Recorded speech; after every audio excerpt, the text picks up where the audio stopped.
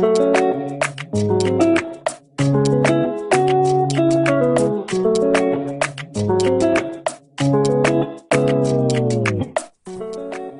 frères et sœurs, je suis heureux de vous retrouver pour cette seconde vitamine et en même temps je suis tellement impatient de vous retrouver physiquement à l'église puisque ces dernières semaines en effet ma famille et moi avons été touchés par le Covid. Je suis reconnaissant au Seigneur pour votre soutien, vos prières et le Seigneur est bon, le Seigneur répond, exauce et nous allons beaucoup mieux et nous sommes vraiment reconnaissants vraiment d'avoir ce soutien fraternel qui réjouit nos cœurs. Et pour cette deuxième vitamine, le passage justement que le Seigneur m'a mis à cœur de nous exhorter ce matin se trouve dans la lettre de Paul adressée aux chrétiens de Philippe, en Philippiens chapitre 4, et nous allons lire les versets 10 au verset 13. Philippiens chapitre 4, versets 10 à 13. Je me suis profondément réjoui dans le Seigneur en voyant que votre intérêt pour moi a pu finalement porter de nouveaux fruits. Car cette sollicitude à mon égard, vous l'éprouviez toujours, mais vous n'aviez pas eu l'occasion de la manifester. Dans ce premier verset, Paul fait référence à cet échange à la fois de dons matériels, ce soutien financier que les Philippiens vont lui apporter, mais aussi ce soutien spirituel. Et dans cet échange réciproque qu'il va avoir avec eux, et cela réjouit son cœur. Et voici comment il poursuit. Ce n'est pas le besoin qui me fait parler ainsi. Car j'ai appris en toutes circonstances à être content avec ce que j'ai. Je sais vivre dans le dénuement, je sais aussi vivre dans l'abondance. C'est le secret que j'ai appris. M'accommoder à toutes les situations et toutes les circonstances. Que je sois rassasié ou que j'ai faim. Que je connaisse l'abondance ou que je sois dans le besoin. Je peux tout grâce à celui qui me fortifie.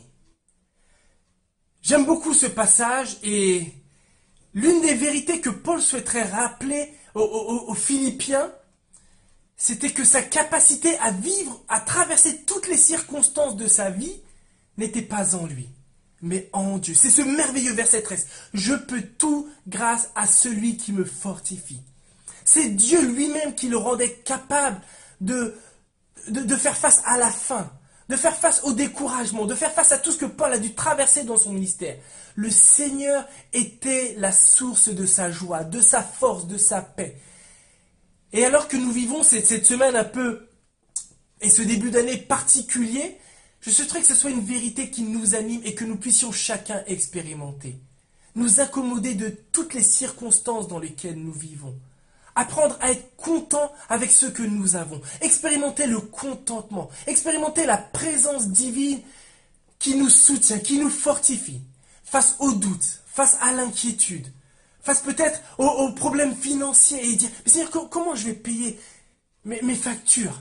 Et chacun de nous, on débute cette année dans des dispositions, dans des circonstances qui nous sont propres. Face à l'épreuve, peut-être face à la maladie, face à des difficultés, que nous puissions trouver dans le Seigneur, trouver dans la présence du Saint-Esprit dans nos vies, notre force, qu'il soit notre rocher, notre réconfort, notre consolateur, qu'il vienne nous fortifier pour nous aider à vivre toutes ces circonstances avec sa paix, avec sa présence divine, qui permet de surpasser et de vivre tout cela avec lui. Malgré la difficulté, malgré nos faiblesses, Dieu est fort, notre Dieu reste au contrôle. Et que l'on puisse prendre un temps de prière de manière toute particulière, à la fois seul, mais peut-être aussi en famille, pour remercier le Seigneur pour sa fidélité. Pour pouvoir aussi intercéder, dire Seigneur, je te remets peut-être tel ou tel fardeau qui me pèse en ce moment, telle inquiétude, tel sujet qui me pèse foncièrement. Je te le remets, Seigneur. Aide-moi à vivre et à traverser cela avec toi. Aide-moi à apprendre à vivre mes circonstances défavorables, tout comme les circonstances où tout va bien, dans cette dépendance au Saint-Esprit, dans cette assurance que tu tiens tes promesses, que tu es un Dieu puissant, que tu es là, à mes côtés.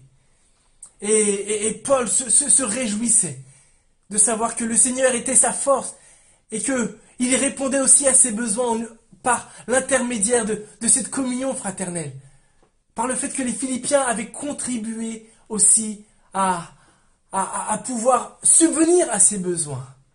Et je réalise combien, en effet, les frères et sœurs, nous pouvons être des bénédictions les uns pour les autres. Alors oui, prions pour nos besoins, prions pour les besoins de nos frères et sœurs que nous avons autour de nous, et demandons au Seigneur de nous rendre sensibles pour vivre cela dans la joie, dans la paix et dans l'amour. Que le Seigneur, en tout cas, bénisse votre journée, bénisse ce début d'année, et que notre force tout au long de cette année 2022 soit en lui. Que notre capacité soit en lui. Que notre joie soit en lui. Que l'Éternel vous bénisse.